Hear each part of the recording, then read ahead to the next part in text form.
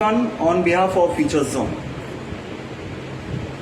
सभी लोगों का अपना अपना एक नजरिया होता है इंग्लिश लैंग्वेज के बारे में। कुछ लोग कहते हैं इंग्लिश आसान होती है, कुछ लोग कहते हैं कठिन होती है।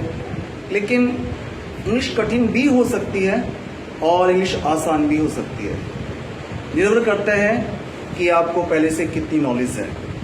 निर्भर करता है कि आप जब इंग्लिश को सीखना शुरू करते हैं तो आप कितना हार्ड वर्क करते हैं। ठीक है, ये सारी निर्भर चीजें करती हैं इस चीज के ऊपर। कुछ लोगों का इंग्लिश सीखने का इंटरेस्ट होता है, लेकिन कुछ टाइम बाद वो इंटरेस्ट खत्म हो जाता है।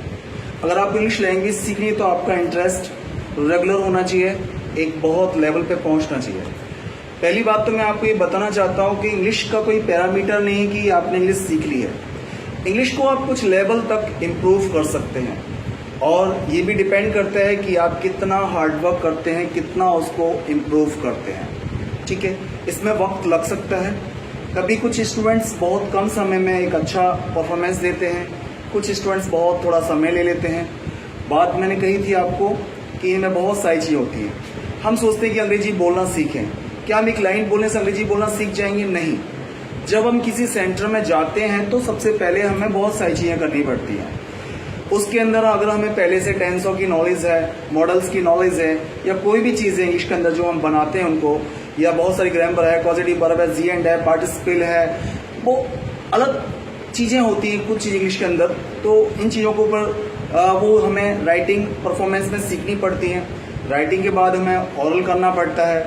ओरल के बाद हमें फिर वोकेब इकट्ठी करनी पड़ती है बहुत सारी, और वोकेब के साथ हमें हमारे अंदर हेडिटेशन होती है, हमारा नेचर होता है किस तरह का, वो सारी चीज़ें हमें दूर करनी होती है।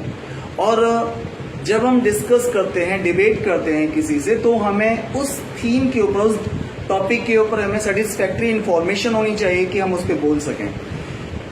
हम कभी कभी हिंदी में भी किसी से बहस नहीं कर पाते क्योंकि हमें ऑलरेडी उस चीज़ के बारे में नॉलेज नहीं है।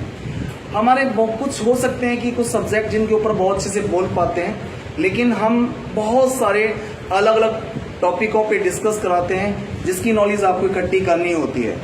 चाहे वो हमारा राजनीति संबंधित हो, चाहे धर्म से संबंधित हो, चाहे देश से संबंधित हो, चाहे हमारी व्यक्तिगत जीवन से संबंधित हो, सारी चीज़ें हो सकती हैं। उस पर हम डिबेट करते हैं। हमारे दो पक्ष होते हैं, दोनों पक्षों को आमने सामने बिठा के हम डिबेट कराते हैं। When we can improve our English language.